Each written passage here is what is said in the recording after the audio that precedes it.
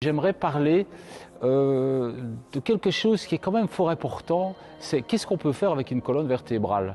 Donc il y a plusieurs mouvements, il y en a plusieurs parce qu'on peut adapter un mouvement plus un autre mouvement, mais les trois mouvements principaux, c'est l'inclinaison, la torsion, la rotation et flexion, extension. C'est plutôt 4 mouvements, mais enfin c'est dans le même mouvement que la flexion se fait d'un côté et l'extension. Donc j'aimerais bien vous montrer 4 postures, 4 exercices tout simples, et si vous les faites tous les 4, comme on va les faire maintenant, je vais les détailler convenablement et vous aurez vraiment fait tout ce que la colonne doit faire pour la rendre un peu plus souple et la rendre un peu plus solide. Donc la première, vous la connaissez, c'est simplement pour que vous remettiez ça dans votre tête. Donc vous pouvez tous essayer d'abord de mettre les mains donc aux hanches, donc poussez d'abord les hanches en avant et vous partez sur la flexion. Voilà. Alors vous allez me dire, oui mais c'est flexion de hanche. Oui, vous êtes dans la flexion de hanche, mais en même temps vous enroulez le tronc. Donc en enroulant, vous pouvez mettre vos mains comme on n'est pas chaud, soit derrière les mollets ou même devant, vous enroulez la colonne. Vous pouvez garder les genoux un peu fléchis pour ne pas vous faire mal. Voilà, donc le matin, donc je remonte, c'est ça. Vous pouvez aller vraiment doucement là. Il n'y a pas besoin encore de tendre les jambes, vaut mieux même attendre d'être un peu plus chaud.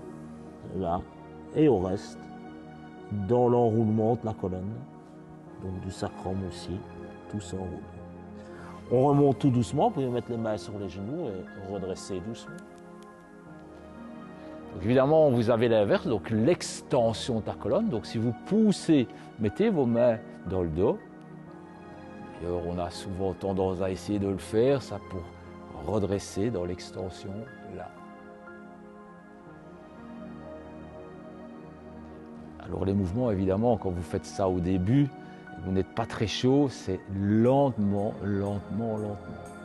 Puis vous revenez, vous pouvez alors faire torsion, mais là, pour ça, vous allez commencer à vous mettre donc sur le devant du tapis.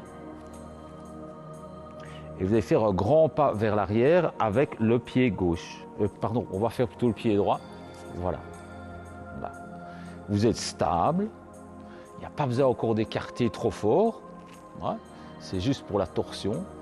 Et vous allez tourner là, vers la gauche. Donc on ne rentre pas dans une posture comme l'inclinaison. On est juste dans la torsion.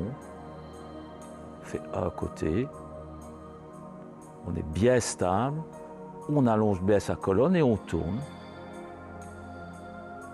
Bien. Donc on fait ça de l'autre côté.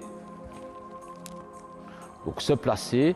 La stabilité est très importante, surtout quand il y a une torsion, sinon on tombe. Il faut rester solide sur ses pieds, les mains devant la poitrine et tourner. Regardez derrière vous.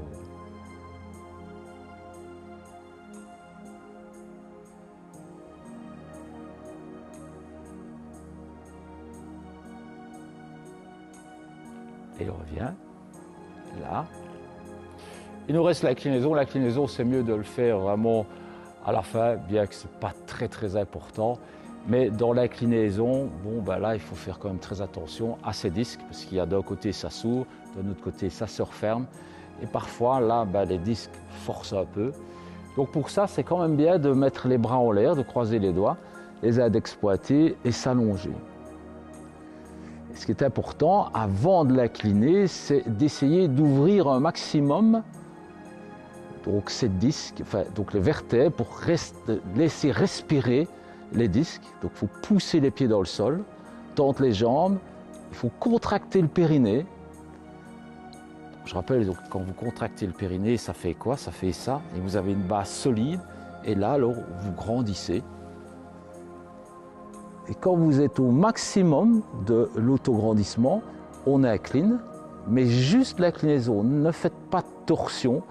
Si vous avez une colonne qui n'est pas sous-placée, inclinaison plus rotation, ça ne fait pas bon ménage. Donc on reste uniquement dans l'inclinaison.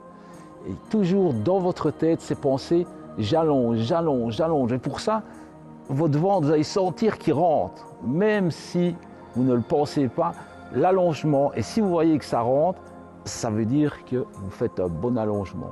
Et puis on incline. Le problème là, c'est ceci, c'est l'épaule qui risque de partir parce qu'on veut regarder sur le sol.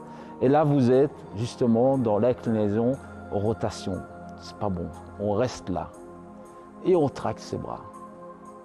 On revient donc, on peut dire, donc ça c'est la posture idéale pour ça, c'est la posture de la lune. On peut faire ça de l'autre côté.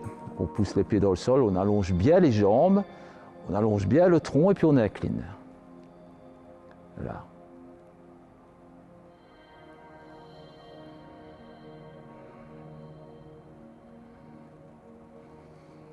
Et on revient.